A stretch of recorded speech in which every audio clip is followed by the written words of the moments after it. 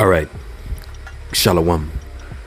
First and foremost, I want to give all praise, all honor, and all glory to Yahweh, Bahashem, Yahweh Shai, Bahashem, Racha Kodash. I also want to give double honors to our apostles and our elders of Great Millstone that do rule well through the Holy Spirit. And I want to say peace, blessings, salutations as always, greetings, etc. to you elect that are throughout the four winds of this earth, four corners of this earth, fulfilling your lots in all truth and all sincerity. I'm the brother Sha'ar from the Great Millstone Dallas branch, coming to you all with another lesson in hopes that it's edifying unto the flock. And just caught myself meditating on a topic. And when you sit back and you analyze the prophecies within the scriptures, you know that there's only a few prophecies that are actually left within the Bible that have to come to pass. And when you go into the word prophecy, it means to say before. And prophecy is one of the vocal, how can I put it here? Because, you have in this Bible that we have here is full of many things, many ways to instruct an individual to live a righteous life, teaches you the names of the Heavenly Father and His Son. As you read it in the book of Proverbs, the first chapter, matter of fact, I'm going to go and read it. And this is Proverbs chapter 1, verse 2. Matter of fact, verse 1. It says, the Proverbs of Solomon, the son of David, king of Israel, to know wisdom and instruction, to perceive the words of understanding, to receive the instruction of wisdom, justice, and judgment, and equity, to give subtlety to the simple, to the young man knowledge and discretion. A wise man will hear and increase learning, and a man of understanding shall attain unto wise counsel. So, going back to the point, when you read this Bible, it's full of many different ways to fill an individual with wisdom, to fill an Israelite with wisdom, I'd rather say. And one of those also being prophecy. All right. Like I read earlier, the Proverbs, the first chapter, to give subtlety to the simple, to the young man, knowledge and discretion and such. One way to receive all of this, or I'd rather say attain this or understand it, is through the lens of prophecy. And this is what we've been given the understanding of by the Heavenly Father. All right. And that's part of the understanding that comes from the heavens, is understanding prophecy and knowing about prophecy. And going back to the thought that I had a few days ago as I was pondering this idea, you look back and you read about the judgment that was given unto the serpent way back in Genesis, the 3rd chapter. And that's one of the first prophecies that was delivered unto us here within the Holy Bible. And that is a prophecy that we are still waiting to come to pass. And when you read it, matter of fact, I'm going to pull it up in Matthew, the 13th chapter, because Yahweh Shai said that you have many individuals who were great in their times and very notable, but they even desired to see the things and experience the experiences that we go through here in the very end. And again, the reason why is because we're in the end of the world. And as the scripture says, better is the end of a thing than the beginning. We're living in a time unlike any other. We're living in a time that was spoken of in the very beginning. We're experiencing this. And that judgment that I explained here, and I'm going to pull it up in a second, but that judgment that was given unto the serpent, that was delivered, that prophecy was delivered all the way in the very beginning. The nativity of our experience being human beings, that prophecy was delivered unto us back then. All right. So that is one of the first prophecies given, but the last prophecy that we're waiting on to come to pass, because that's tied with salvation. All right. When the serpent's head is bruised, then the seed of the woman is delivered and saved. So I'm going to pull this up here in the book of Matthew, the 13th chapter. And this is it right here in the verse 16. And again, this is our Lord Yahweh Shai speaking. But it says, but blessed are your eyes. Hold on one moment. It says, but blessed are your eyes, for they see, and your ears, for they hear.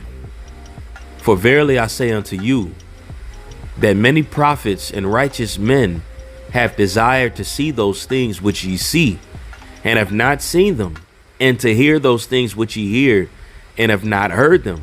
So you have many prophets and righteous individuals that long to see the things that we're seeing right now.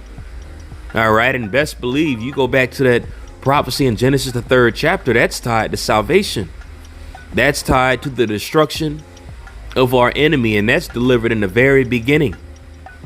All right, matter of fact, let's go on and pull this out in the book of Genesis, the 3rd chapter.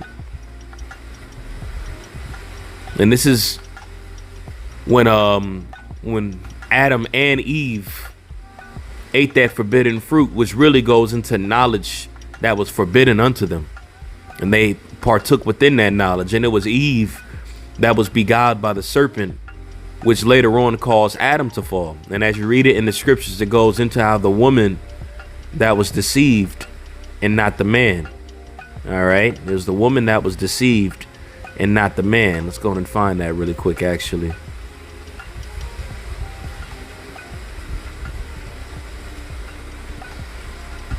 So when you read this in 1 Timothy chapter 2, verse 13, and it's going into the order, but also too, well, it's going into the order, but it's going into how we fell as a nation of people.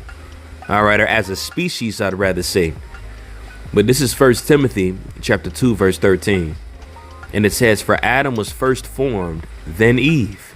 And Adam was not deceived, but the woman being deceived was in the transgression. All right, and how was the woman deceived? She was deceived by being a partaker in that forbidden knowledge, in that forbidden fruit, by taking heed to the serpent and not taking heed to what the Lord commanded them to do. And what would the Lord say? What did he say?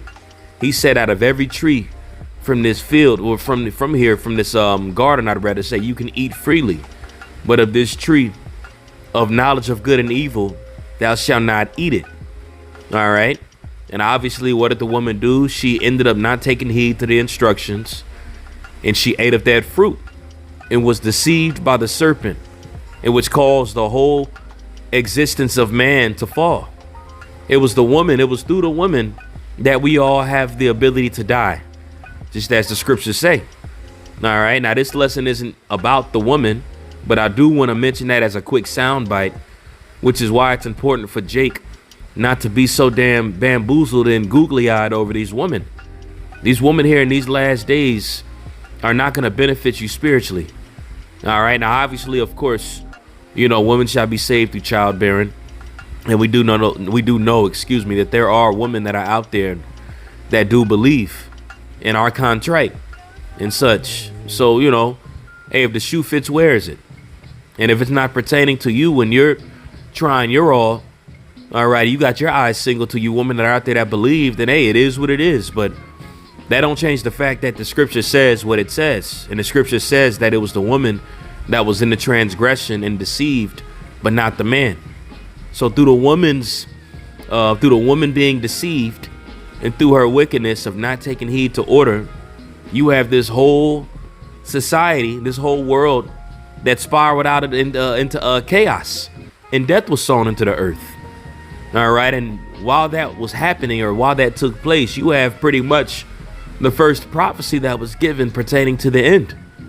Right when that catastrophic event took place, and that catastrophic event again being the first sin that was ever committed. All right. By pretty much by the people of the Lord, starting with the woman. All right. OK, now let's go back to Genesis, the 3rd chapter. And I'm going to jump straight to the point here, because I read about, the serpent beguiling Eve and such like that. So, you can read it in this chapter. But I want to more so go into the judgment that was given after this sin was committed. And again, as this judgment was given, you find the first prophecy that was recorded that's tied to this judgment that was given. All right. Now, I read earlier in Proverbs, the 1st chapter, going into everything that the Proverbs is supposed to load a young man with, and part of that is understanding judgment. So with this judgment that was given here in Genesis 3, you have one of the first prophecies that was delivered in these scriptures. One of the first prophecies that was delivered. And that prophecy is pertaining to the very, very, very end. All right. When Satan is defeated and his head is bruised, that's the salvation for the Israelites. All right. The scriptures talks about how death shall be swallowed up in victory. And through the serpent's influence, death was brought forth into the world. All right. So the modern day serpent being Esau, Edom, who took on the same philosophies and partook within the same doctrine that the serpent had in the beginning, all that's going to be casted away. And once that's casted to the side, then we can really experience what life truly is. But I don't want to get ahead of myself, and I'm going to go on and read this in Genesis, the 3rd chapter. And again, this is the judgment that was given unto the serpent, the woman, and the man. All right. Well, this is Genesis chapter 3, verse 12. And it says, and the man said, the woman whom thou gavest to be with me, she gave me of the tree, and I did eat. And Yahweh Elohim said unto the woman, what is this that thou hast done? And the woman said, the serpent beguiled me, and I did eat. So right there, it showed you it was the woman that was beguiled by the serpent. And here within these last days, because the woman also represents Israel in these last days, and you still have the woman being beguiled by the serpent out here today. As you read it in Revelation, the 13th chapter, as they bow down to the image of the beast, that starts with the Israelite man, who's likened unto a woman. As you read it in Jeremiah chapter 6, I've likened the daughter of Zion to a comely and delicate woman. So just as you actually had the actual woman that was beguiled by the serpent and partook within that fruit, you have that happening today. The only difference is those that belong to the man are not going to be beguiled. All right. But the rest of Jake that's out here, the rest of Israel that's here, are being beguiled. Again, they're wandering after the beast. All right. So the reason why they're wandering after the beast is because they've been beguiled. Even when you go into this word beguiled here in the Hebrew, you have the word nasha. And when you go into the word, it says to deceive. All right. So you had the woman that was clearly deceived, and it was even said here. And when you continue in verse 14, it says, and Yahweh Elohim said unto the serpent, because thou hast done this, thou art cursed above all the cattle and above every beast of the field. Upon thy belly thou shalt go, and dust thou shalt eat all the days of thy life. And what's that going into? Because the Christian church will tell you serpents used to have arms and legs before this. You know, actual serpent looking like that dragon from the movie Mulan. That's what they say the serpent used to look like by reading this. But this isn't what this is talking about. And this is an allegory and how this is worded, just as they didn't actually eat from an actual tree. This isn't talking about an actual serpent. OK, when you go into this word serpent here in the Hebrew, you have the word nakash, which literally means one to divine, or what's the word, a charmer or a witch. And that's what that's going into. And women are the main consumers of witchcraft even today. When it comes to tarot card readings, when it comes to the stones being used on the left-hand side, palm readings, it's always women that are involved in that. I mean, you have women that are literally base their world of dating on when somebody was born, what month they were born.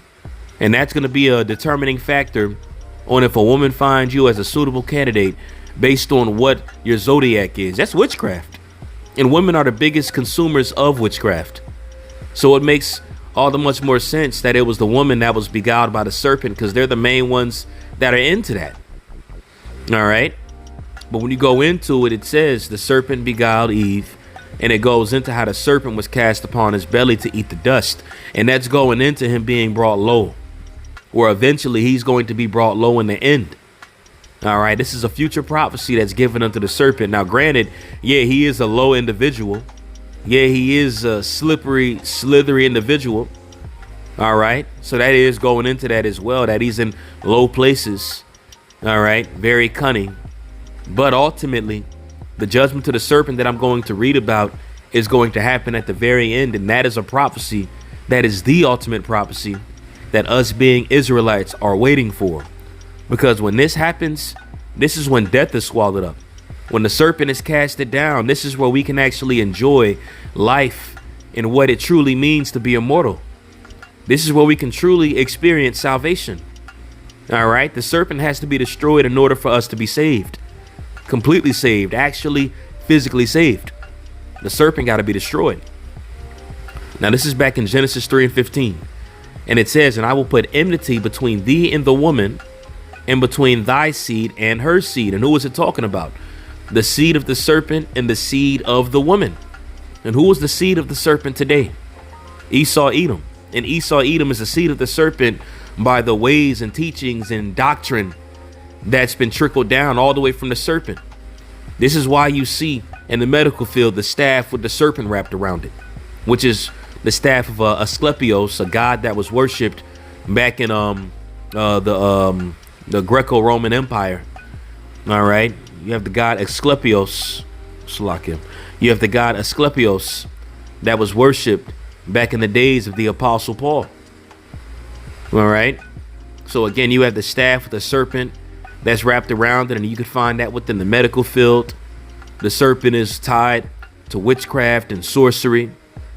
But the serpent, the serpent can also be used for positivity because it's just an animal. But I will say this, just going back into the philosophies and the ways of the teachings of that sorcery through the serpent, that's being pushed here today. That witchcraft is being pushed today.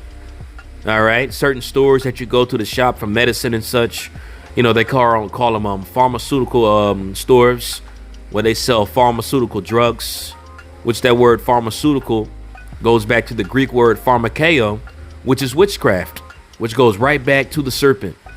So all the wickedness that we see pushed here in society goes back to the ways and teachings of the serpent. And that's exactly what caused Eve to be beguiled. All right. And here within these last days, you have Jake that's being beguiled again. But that elect lady, that remnant, they're being protected and they're covered by the man, which is Yahweh Shai. All right. The elect lady is taking heed to the man versus how the lady didn't take heed to the man back then. Now you have that small remnant taking heed to what the man has to say. All right. So this is going back into it in verse 16.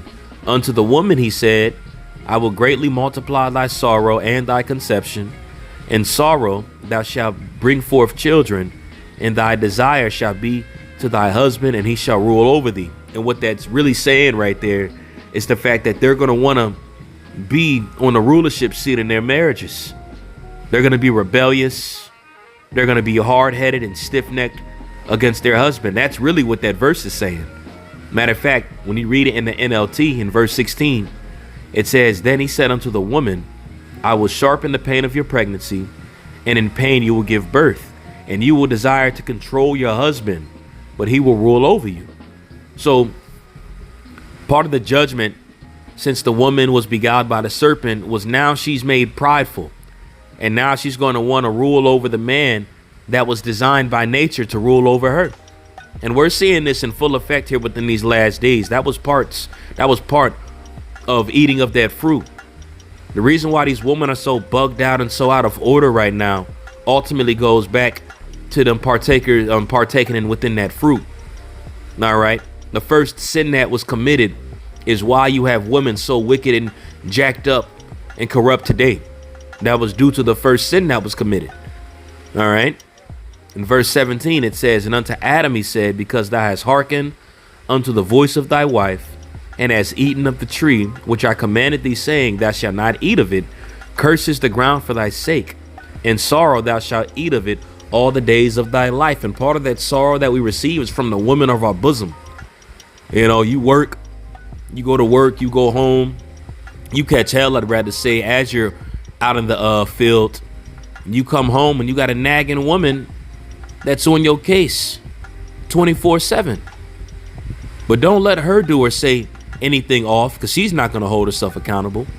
And as a man, these are the things that we have to experience. And all of that is because we took heed to the woman. We ate of that tree. We partook within that fruit that we were not supposed to. Okay. And it says, Thorns and thistles shall bring forth to thee, and thou shalt eat the herb of the field. In the sweat of thy face thou shalt eat thy bread, till thou return unto the ground. For out of it wast thou taken, for dust thou art, and unto dust thou shalt return. All right, so when you go into that right there, that's just ultimately a judgment that was given unto the man and the woman. All right, and again, it went into the first judgment that was given unto the serpent. All right, which was the seed of the woman was going to bruise the head of the seed of the serpent. And that was in verse 15. I'm gonna read that again.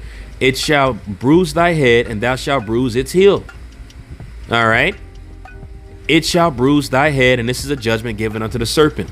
So the seed of the woman was going to bruise the head of the serpent, and that was going to take place in the very end. That didn't happen when it was explained in Genesis 3. The serpent's head being bruised is going to be played out in the very end, which is the last prophecy that we're waiting for. That's going to take place after the mark of the beast happens. All right. Yahushua coming down, cracking the clouds open with the holy angels and judging the wicked, burning the whore, with the whore being burned with fire, which that's going to be done by the nukes. But Yahushua is even going to come and bring fire. And that fire isn't going to just be sent out to burn nobody. No. Yahushua is coming with vengeance. All right. Matter of fact, this is Revelation. Now, I just read the first prophecies that was given in Genesis 3. Now I'm going to read this in Revelation, the first chapter. And in Genesis 3, it said the seed of the woman was going to bruise the head of the serpent. Well, this is it right here. This is Revelation chapter 1, verse 7. And it says, behold, he cometh with clouds. And who is the he talking about? It's talking about Yahushua, who represents the seed of the woman. We all represent the seed of the woman.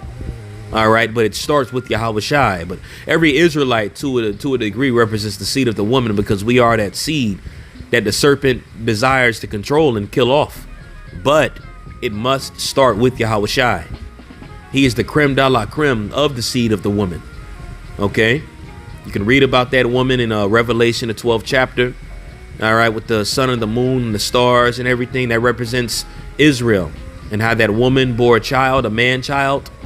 All right, you can read about that in Revelation, the 12th chapter. And that also is another precept, a good precept actually, going into Yahushua, or the seed of the woman breaking the head of the serpent, because it makes mention of that beast having 7 heads and 10 horns, or that old serpent, as you read it in Revelation, the 12th chapter, that old serpent.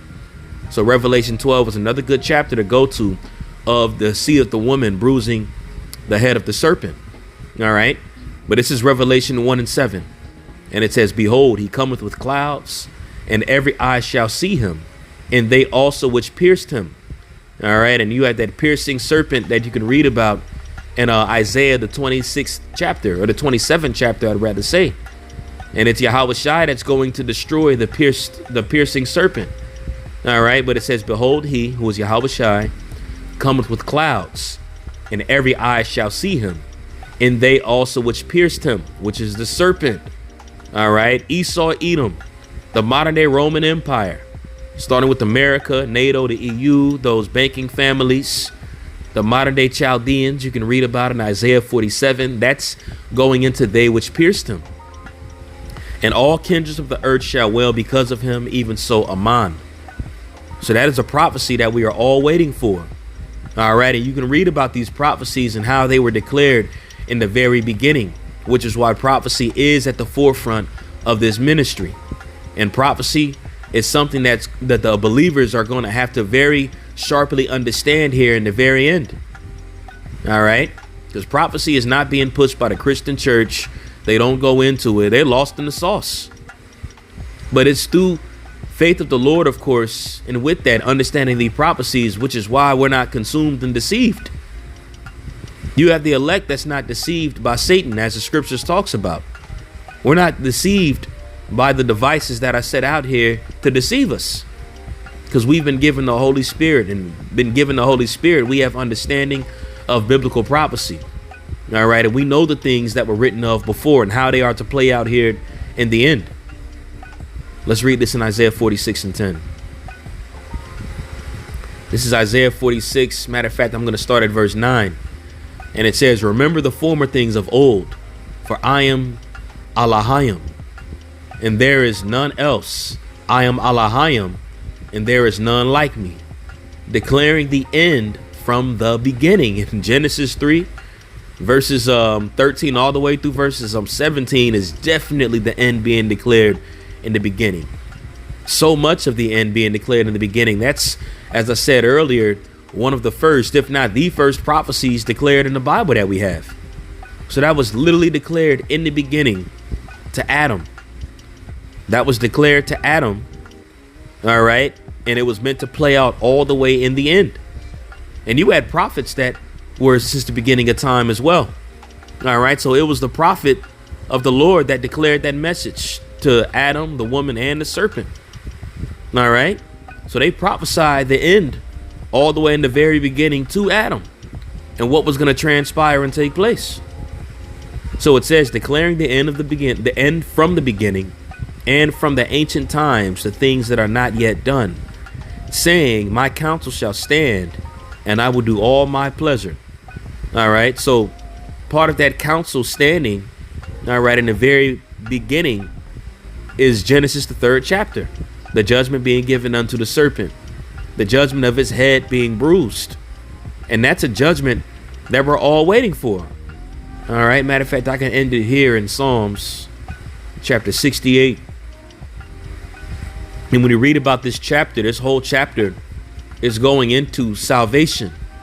All right. And the point being in verse 21, but when you read this chapter here, it's going into how the Lord delivers, and to sing praises unto the Lord when he delivers the righteous from trouble. It goes into his chariots, how he used his chariots to help deliver the Israelites. All right, how his spirit was present in Mount Sinai, how his glory was present in Sinai and such.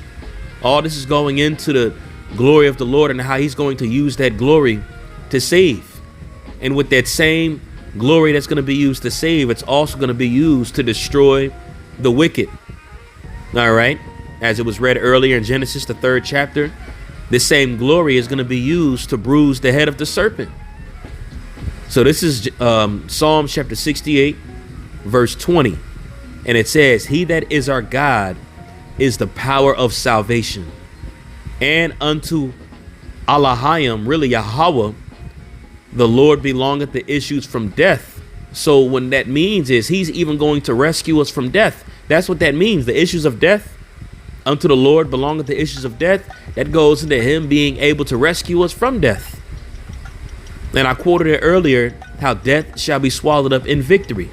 And the only way for that to happen is the serpent being bruised, his head being bruised, him being destroyed. That's the only way where death is going to be swallowed up in victory. That's how we're going to literally be rescued from death. Death is not going to have its position on the earth no more to an Israelite when salvation comes. The sting of death is not going to be present, just as the Apostle Paul talked about. Oh, death, where is thy sting? All right, that's going to be taken away. We're going to be rescued from death. We're not going to have the ability to die anymore. But in order for that to happen, the harbinger of death has to be destroyed. The serpent, his ways, has to be uprooted out of the earth. Psalm 68 and 21. But to the Most High, Salakia, but the Most High, Allahayim, shall wound the head of his enemies, and the hairy scalp of such an one that goeth still in his trespass. So what's that saying? He's going to smash the head of the wicked. Just as that was given, or a prophecy that was given unto the serpent in the very beginning. That was declared in the beginning. And it's going to happen in the end. And that is the last prophecy that we are waiting on. Death to be swallowed up in victory, and salvation to reign supreme, and us to be saved and delivered by Yahweh Shai, who is going to be the leading force to bruise the head of the wicked, or bruise the head of the serpent, I'd rather say. So hopefully this was edifying. I want to end it off on that. I believe the point was made. I want to give all praise, all honor, and all glory to Yahweh, Bahashem, Yahweh Shai, Bahashem, Rachak Wadash. Double honors to our apostles and elders of Great Millstone, who teach and rule well, and peace and blessings and salutations to you elect across the four winds of this earth, fulfilling your lots in truth and all sincerity. Shalom.